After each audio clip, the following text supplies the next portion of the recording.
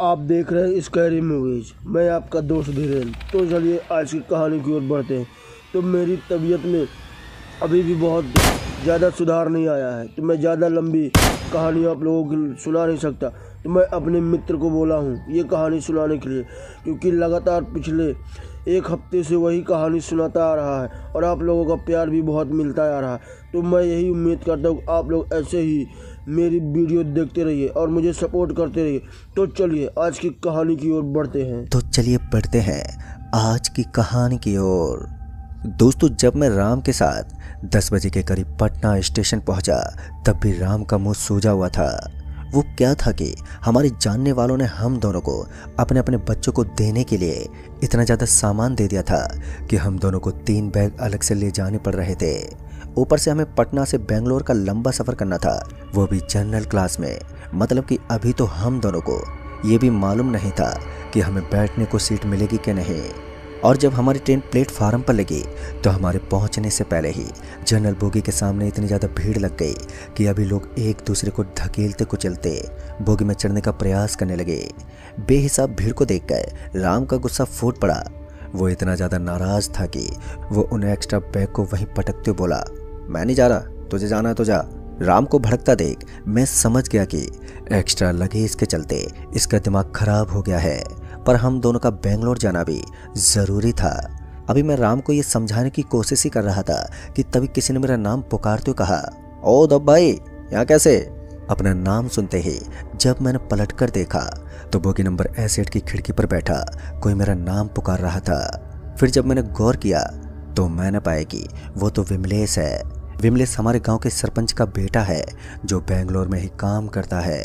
विमलेश पर नज़र पड़ते ही मैं और राम उसके पास गए और जब बातचीत हुई तो हालचाल पूछने के बाद मैंने कहा, भाई अगर आपको दिक्कत ना हो तो ये हमारा सामान अपने पास रख लो। वो क्या है कि हमें तो जनरल बोगी से जाना है जिसमें पाँव रखने की जगह तक नहीं है। जैसे ही ट्रेन बेंगलोर स्टेशन पहुंचेगी तो हम सामान लेने आ जाएंगे। हमारी इस बात पर भाई मान गया और हमने अपना सारा सामान भाई की सीट के नीचे रखवा दिया। फिर कुछ और यहाँ वहाँ की बातें करने के बाद मैं और राम जनरल बोगी में धक्का मुक्की करते हुए चढ़ गए। ट्रेन के खुलने के तकरीबन 3 घंटे बाद अब बोगी में सभी लोग स्थिर हो गए। हालांकि अभी भी काफ़ी भीड़ थी, पर कम से कम ठीक से खड़े हो पा रहे थे। फिर धीरे धीरे लोग कम होते गए और बोगी में जगह बनती गई। 7 से 9 घंटे बीत जाने के बाद मुझे और राम को बैठने के लिए सीट भी मिल गई। और फिर सुबह जब ट्रेन एक बड़े जंक्शन पर 20 मिनट के लिए रुकी तो मैं और राम बोगी से चाय पानी के लिए उतरे। स्टेशन पर लगे स्टॉल से हमने चाय और कचौड़ी ली। अभी हम दोनों गर्मा गर्म चाय कचौड़ी एंजॉय करने ही वाले थे कि तभी राम ने कहा, अरे यार हम तो विमलेश भाई को भूल ही गए। राम के ये कहते ही मैंने 1 कप चाय और 2 कचौड़ियाँ और ली और उन्हें लेकर विमलेश भाई के पास पहुंचे। विमलेश भाई अभी भी सो ही रहे थे। हमने खिड़की पर खड़े होकर जब 2 से 3 बार आवाज़ दी तब जाकर विमलेश भाई की नींद टूटी। आंखों को मसलते हुए विमलेश भाई उठकर बैठ गए और हमें देखते हुए बोले, अरे भाई जनरल बोगी में सीट मिली क्या? खड़े खड़े यात्रा करनी पड़ रही है। तभी मैंने चाय और कचौड़ी खिड़की से बढ़ाते हुए बोला, हाँ विमलेश भाई सीट तो मिल गई है और अब कोई दिक्कत भी नहीं है। फिर विमलेश भाई के साथ थोड़ा हंसी मजाक करने के बाद मैं और राम वापस अपने जनरल बोगी में चले गए। अब ट्रेन भी खुलने ही वाली थी। कुछ देर के बाद ट्रेन फिर से चल पड़ी और समय ऐसे ही बीतता रहा। जब भी ट्रेन किसी स्टेशन पर कुछ देर के लिए रुकती तो हम दोनों ट्रेन से उतरकर प्लेटफार्म पर टहलने लगते और जब कुछ खाने पीने के लिए कुछ खरीदते तो विमलेश भाई के साथ ज़रूर शेयर करते। विमलेश भाई से सफ़र के दौरान इतनी सारी बातचीत हुई कि अब ऐसा लग रहा था कि हम एक दूसरे को वर्षों से जानते हैं। हालांकि हम एक ही गांव में रहते थे, पर विमलेश भाई से कभी कुछ खास बातचीत नहीं हुई थी। हमें तो ऐसा लगता था कि विमलेश भाई बहुत ही ज़्यादा घमंडी किस्म के इंसान हैं। उन्हें अपनी पढ़ाई लिखाई और अपने रुतबे पर कुछ ज़्यादा ही गुरूर है। पर आज ऐसा एहसास हुआ कि बिना किसी को जाने समझे उसके बारे में गलत राय नहीं बनानी चाहिए। खैर सफ़र चलता रहा और जब हमारी ट्रेन बेंगलोर पहुंची तो मैं राम के साथ पहुंचा S8 में विमलेश भाई के पास अपना सामान लेने। पर जब मैं और राम विमलेश भाई की बर्थ पर पहुंचे तो हमने पाया कि विमलेश भाई अपनी बर्थ पर नहीं है, पर उनका सारा का सारा सामान अभी भी वहीं था। पहले हमें लगा कि विमलेश भाई वॉशरूम गए होंगे, पर 5 मिनट बाद हमने बोगी के वॉशरूम में भी देखा, पर बिमलेश भाई का कोई अता पता नहीं था। फिर जब हमने उनके बर्थ के सामने बैठे एक आदमी से बिमलेश भाई के बारे में पूछा तो उस आदमी ने बड़ी ही चौंकाने वाली बात बताई। उस आदमी ने कहा कि रात के 1 बजे के करीब ट्रेन किंतु स्टेशन पर रुकी थी। तब उसने बिमलेश भाई को किसी से बात करते हुए सुना था, पर वो आदमी उन्हें दिखाई नहीं दिया। पर जब ट्रेन ने चलने की हॉर्न दी तो बिमलेश भाई ने राम का नाम लेते कहा, राम जल्दी चढ़ जाओ, ट्रेन चलने वाली है। और ये बोलते हुए बिमलेश भाई ने अपना हाथ ट्रेन की खिड़की से बाहर निकाला और जब उन्होंने अपना हाथ वापस अंदर लिया तो उनके हाथ में एक खीरा था। उसके बाद बिमलेश भाई वो खीरा खाने के बाद शायद वॉशरूम गए और उसके बाद से वो वापस नहीं लौटे। ये बात सुनकर जहां मुझे उस आदमी पर ज़रा सा भी विश्वास नहीं हो रहा था, तो वहीं राम उस आदमी पर भड़का हुआ था, क्योंकि उस आदमी के अनुसार जिससे बिमलेश रात को किंतु स्टेशन पर बात कर रहा था उसे बिमलेश भाई ने राम कहकर पुकारा था, जबकि राम तो ट्रेन से उतरा ही नहीं था। और इसी बात को लेकर राम उस आदमी पर भड़का हुआ था। वहीं मैं बिमलेश भाई को लेकर परेशान हो रहा था। फिर हमने तुरंत ही बिमलेश भाई की मिसिंग रिपोर्ट रेलवे पुलिस को दी।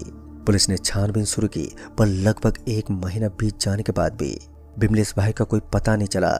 यहाँ तक कि किंतु स्टेशन के आसपास भी काफ़ी खोजबीन हुई, पर वहाँ भी कुछ नहीं मिला। तमाम कोशिशों के बाद भी जब पुलिस महकमे को कुछ भी हाथ नहीं लगा तो धीरे धीरे छानबीन बंद कर दी गई। वहीं बिमलेश के घर वाले ये मान बैठे कि बिमलेश अब शायद इस दुनिया में नहीं रहा। आखिर किंतु स्टेशन पर बिमलेश भाई किसे राम समझकर बात कर रहे थे और वो खीरा खाने के बाद कहाँ चले गए, ये सब सवाल मुझे अंदर से कुरेद रहे थे, पर मैं कर भी क्या सकता था। धीरे धीरे वक्त ऐसे ही बीतता रहा और इस घटना की याद भी अब जहन में धुंधली पड़ने लगी। फिर तकरीबन 7 महीने बाद जब मैं राम के साथ वापस पटना लौट रहा था तो संजोग से रात के 1 बजे हमारी ट्रेन किंतु स्टेशन पर रुकी। तो राम ने मुझे जगाते बोला, भाई ये वही स्टेशन है जहाँ से बिमलेश भाई लापता हुए थे। मैं उस वक्त राम की बात सुनते ही उठकर बैठ गया और खिड़की से स्टेशन की तरफ देखने लगा। स्टेशन पर चारों तरफ काफ़ी अंधेरा था। छोटा सा स्टेशन होने के कारण वहाँ गहरी खामोशी पसरी हुई थी। अभी मैं अपनी निगाहें स्टेशन के इर्द गिर्द घुमा ही रहा था कि तभी मुझे स्टेशन के बेंच पर कोई आदमी बैठा हुआ नजर आया जो कुछ खा रहा था। पता नहीं क्यों मेरी नज़रें उस आदमी पर अटक सी गईं। फिर जब वो आदमी उस बेंच से उठकर थोड़ा करीब आया तो मैंने देखा कि वो खीरा जैसा कुछ खा रहा है। और जब मैंने राम को उस आदमी की तरफ इशारा करते हुए ये बात बताई तो वो कुछ बोलने की जगह खामोशी रहा। फिर जब मैंने राम की तरफ देखा तो मैंने पाया कि राम बहुत ही बुरी तरह डरा हुआ है। उसकी आंख बड़ी हो गई थी और डर के मारे उसके दांत भी कटकटाने लगे थे। मुझे समझ में नहीं आया कि अचानक से राम को हो क्या गया। और जब मैंने राम को झंझोड़ते हुए बोला तो वो हकलाते हुए बोला, वो आदमी तुम्हारी शक्ल का क्यों है? इस पर मैंने कहा, अरे पागल हो गया तू, कहाँ से तुझे वो आदमी मेरी शक्ल का लग रहा है? पर राम अभी भी यही कहे जा रहा था कि वो आदमी बिल्कुल मेरी ही शक्ल का है। मतलब कि राम को वो आदमी मेरी शक्ल का दिख रहा था, जैसे कि उस रात बिमलेश भाई को कोई राम की शक्ल का दिखा था। ये ख्याल आते ही मुझे लगा कि इस आदमी का कोई ना कोई तो लिंक ज़रूर है इस फसाद में। मैंने खिड़की से उस आदमी को आवाज़ देते हुए अपनी तरफ बुलाने लगा, पर वो मेरी तरफ आने की जगह स्टेशन के एग्जिट की तरफ बढ़ने लगा। उसे वहाँ से भागता देख पता नहीं मुझे क्या हो गया कि मैं बिना कुछ सोचे समझे ही ट्रेन से नीचे उतरकर उस आदमी को आवाज़ देते हुए उसके पीछे दौड़ पड़ा। और मेरे दौड़ते ही वो भी बड़ी तेज़ी से स्टेशन के बाहर निकल गया। मैं भी दौड़ते हुए स्टेशन से बाहर निकलने ही वाला था कि तभी मेरी नज़र स्टेशन के ठीक एग्जिट पर बैठी एक बुढ़िया पर पड़ी, जो मुझे इशारे से ये बताने की कोशिश कर रही थी कि इसके पीछे मत जाओ। मैं भी कहीं ना कहीं भाप गया था कि उस आदमी का बिना सोचे समझे पीछा करना सरासर बेवकूफ़ी है। लिहाजा मैं वहाँ से वापस अपनी ट्रेन की तरफ मुड़ गया और अभी मैं अपनी ट्रेन की ओर आ ही रहा था कि तभी मैंने देखा कि राम चीखते हुए पटरियों की सीध में भागे जा रहा है। राम को इस तरफ भागते थे, मैं भी राम को आवाज़ देता हुआ उसके पीछे पीछे भागा, पर पता नहीं क्यों राम मेरी आवाज़ को अनसुना करता हुआ भागे ही जा रहा था। मेरे पास भी उसके पीछे भागने के अलावा कोई दूसरा चारा नहीं बचा था। फिर इसी बीच भागते भागते मेरा पैर किसी चीज़ से टकरा गया, जिस वजह से मैं वहीं गिर पड़ा। फिर जब मैं उठा तो मैंने पाया कि राम दूर दूर तक कहीं भी दिखाई नहीं दे रहा है। फिर मैंने 1-2 बार फिर से आवाज़ लगाई, पर राम नहीं दिखा। पता नहीं क्यों मेरे आंखों से आंसू भी बहने लगे। मुझे लग रहा था कि ये सब मेरी वजह से हो रहा है। मैं अपने आप को कोस ही रहा था कि तभी पीछे से आवाज़ आई। वो आवाज़ राम की ही थी। राम की आवाज़ सुनते ही मैं पीछे पलटा तो मैंने पाया कि राम आ रहा है। मैं दौड़कर उसके पास गया और उस पर नाराज होते हुए बोला, तू सच में पागल तो नहीं हो गया था जो तू ये चीखते हुए बेमतलब का भागे जा रहा था? इस पर राम को जवाब देने की जगह उसने मेरा हाथ पकड़ा और चुपचाप अपने साथ ले जाने लगा। मैंने जब कहा, क्या हुआ तुझे, तो उसने सिर्फ इशारे में कहा, चुपचाप चलते रहो।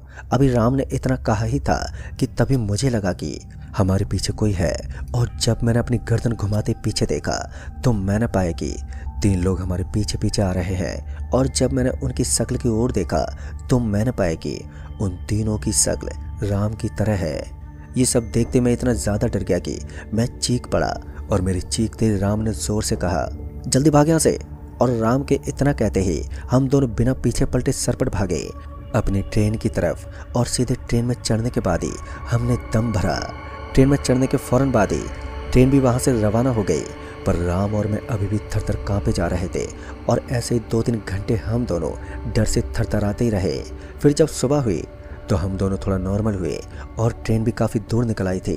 खैर हम दोनों जैसे तैसे अगले 24 घंटों में पटना पहुँचे, और फिर घर पहुँचने के बाद अच्छा तो लग रहा था, पर जब भी मैं अकेला होता तो एकदम से वही सब याद आ जाता जो किंतु स्टेशन पर देखा था, जिस वजह से मैं हमेशा अपने आप को किसी न किसी काम में उलझाए रखता ताकि दिमाग में वो सारे ख्याल ना आए।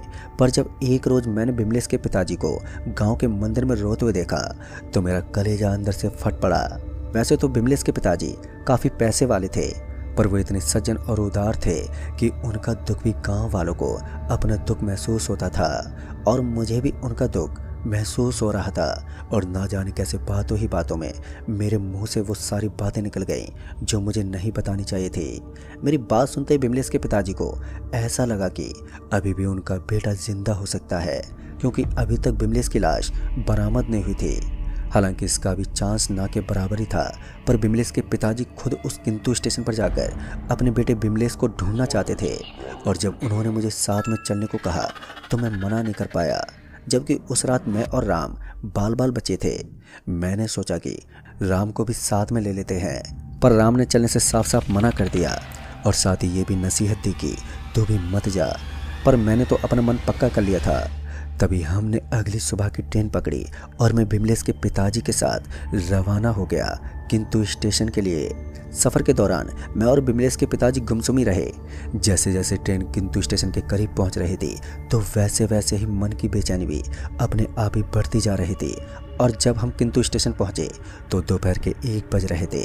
इस समय स्टेशन पर काफ़ी लोग मौजूद थे, जिनमें से ज़्यादातर लोकल ही थे, पर यह समझ में नहीं आ रहा था कि बिमलेश को यहाँ कैसे तलाश करें। फिर जब मैंने कुछ लोगों को स्टेशन के एग्जिट पर बैठे देखा तो मुझे एकदम से उस बुढ़िया का ख्याल आ गया जो उस रात मुझे मिली थी, जिसने मुझे उस आदमी के पीछे जाने से रोका था। वो यकीनन कुछ ना कुछ तो जानती थी, तभी तो उसने मुझे उस खतरे से आगाह किया था। फिर जब मैंने उस बुढ़िया वाली बात बिमलेश के पिताजी को बताई तो उन्होंने कहा, बेटा फिर उस बुढ़िया को पहले ढूंढते हैं। फिर मैं बिमलेश के पिताजी के साथ उस बुढ़िया को ढूंढने में लग गया, पर वो बुढ़िया ना तो स्टेशन पर कहीं नजर आई और ना ही स्टेशन के आसपास। और जब वहाँ के लोगों और दुकानदारों से हमने बातचीत की तो किसी को भी उस बुढ़िया के बारे में बिल्कुल भी नहीं पता था। शायद उन्हें पता नहीं चल पा रहा था कि हम किस बुढ़िया की तलाश कर रहे हैं। वहीं अब दोपहर से शाम होने चली थी और मैं भी अब काफ़ी थक गया था। रात होने से पहले पहले सर पर छत का बंदोबस्त भी करना था। पर जब मैंने बिमलेश के पिताजी से ये बात की तो उन्होंने ये कह दिया कि रात यहीं स्टेशन पर बिताएंगे। मैंने उन्हें समझाने की बहुत कोशिश की कि रात के वक्त यहाँ कोई भी नहीं होता, ऐसे में हमारे यहाँ रुकना बिल्कुल भी ठीक नहीं रहेगा। पर बिमलेश के पिताजी नहीं माने, वो अपनी जिद पर अड़े रहे और मुझे उनकी बात मजबूरन माननी ही पड़ी। धीरे धीरे अंधेरा गहराता गया और स्टेशन पर भी खामोशी पसरती चली गई। 9 बजते बजते स्टेशन पर गिन चुनकर 4 लोग थे, जिनमें से 2 तो हम ही दोनों ही थे। फिर जब वो 2 लोग भी चले गए तो मुझे डर लगने लगा। मेरा ध्यान तो बार बार उस ओर जा रहा था जहां उस रात मैंने उस आदमी को खीरा खाते हुए देखा था। वहीं बिमलेश के पिताजी अभी भी स्टेशन के आसपास घूम रहे थे, मानो वो उसी आदमी को ढूंढ रहे हों जो बिमलेश को राम के भेष में मिला था। उनका दर्द मैं समझ सकता था, इसलिए मैंने उन्हें ज़्यादा समझाने की कोशिश भी नहीं की, क्योंकि वो तो समझ जाते पर उनका दिल नहीं समझता। खैर उस रात कुछ भी अजीब नहीं घटा। हाँ, सूनेपन और अंधेरे के चलते थोड़ी बहुत घबराहट तो ज़रूर हुई, पर वो एक सहज बात थी। सुबह होने के बाद बिमलेश के पिताजी वहाँ के लोगों को उस खेरे वाले की बात बताते और पूछते कि यहाँ सच में ऐसा कोई आदमी घूमता है जो किसी का भी रूप ले लेता है। पर उनकी बात सुनने के बाद लोग या तो उन्हें पागल समझते या फिर ये बोलकर चले जाते कि यहाँ ऐसा कुछ भी नहीं होता। दूसरे दिन बीतते बीतते मैं और बिमलेश के पिताजी ने हर मुमकिन कोशिश की जिससे कि बिमलेश के बारे में कुछ तो पता चल सके, पर जो सोचकर यहाँ आए थे ऐसा कुछ भी नहीं हुआ और अब ऐसा लगने लगा कि ऐसे हमें वापस लौटना पड़ेगा। पर अभी वापसी की कोई ट्रेन नहीं थी। जो एक ट्रेन थी वो कल दोपहर 3 बजे की थी, मतलब कि काफ़ी सारा वक्त था। मैं तो थक हार कर बस वापस लौटने का इंतज़ार कर रहा था, पर बिमलेश के पिताजी अभी भी लोगों से पूछताछ कर ही रहे थे और पूछताछ करते करते उन्हें एक ऐसा आदमी मिला जिसे कुछ ऐसा मालूम था जिसे सुनकर बिमलेश के पिताजी के चेहरे पर थोड़ी उम्मीद जाग गई थी। और जब वो मेरे पास आकर बोले, उद्धव, तुम जिस बुढ़िया की बात कर रहे थे उसका पता चल गया है, वो बुढ़िया कल रात को 1 बजे के करीब आएगी। फिर जब मैंने सवाल करते पूछा कि ये बात किसने बताई तो बिमलेश के पिताजी ने कहा, जो स्टेशन पर साफ सफाई करने आता है उसी ने उस बुढ़िया को देखा है। वो कह रहा था कि वो बुढ़िया सिर्फ वीरवार को यहाँ पर आती है। ये जानने के बाद जब मैंने ध्यान से सोचा तो मुझे याद आया कि जिस दिन वो बुढ़िया मुझे दिखी थी वो भी वीरवार का ही दिन था और जब बिमलेश गायब हुआ था तो भी वीरवार का ही दिन था। इस बात से ये तो पक्का हो गया था कि इन सब घटनाओं से उस बुढ़िया से कुछ ना कुछ तो लेना देना ज़रूर है, पर क्या अभी ये पता चलना बाकी था।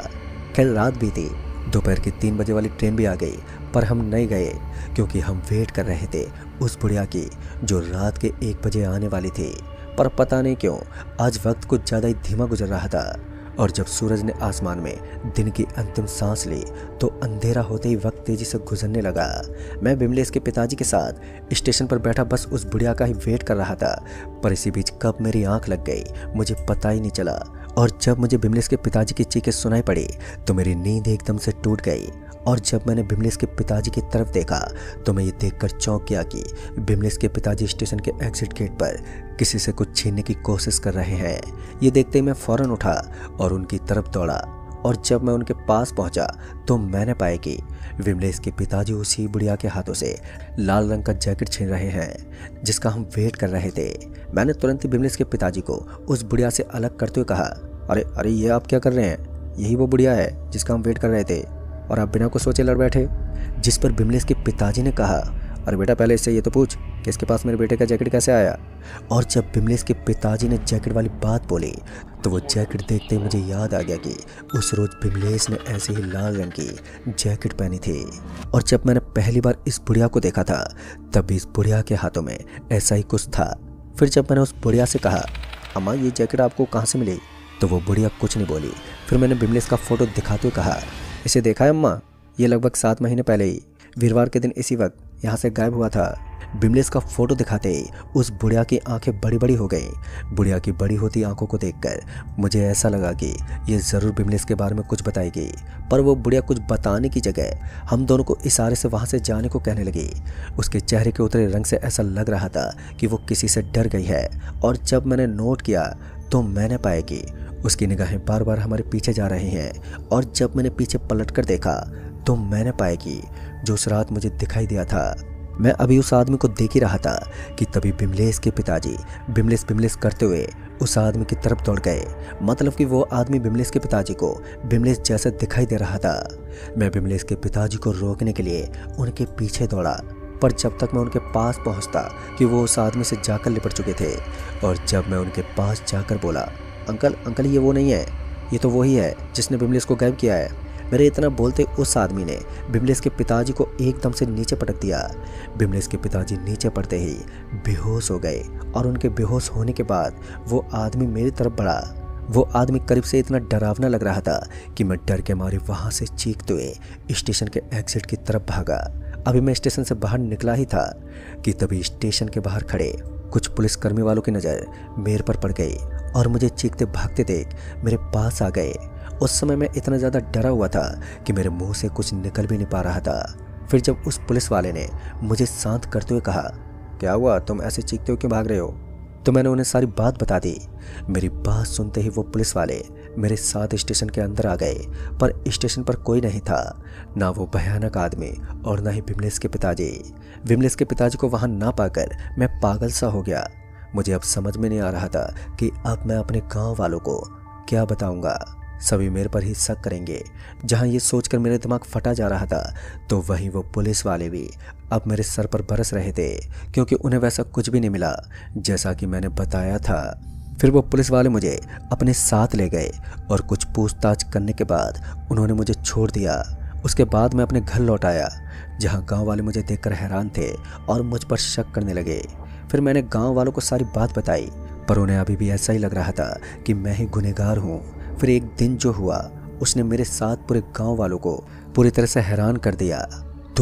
तो दोस्तों, कहानी अच्छी लगी हो तो हमारे वीडियो को लाइक शेयर ज़रूर करें और कमेंट करके बताएं ये कहानी कैसी लगी। तो मैं आपका दोस्त Dhiren, bye and take care.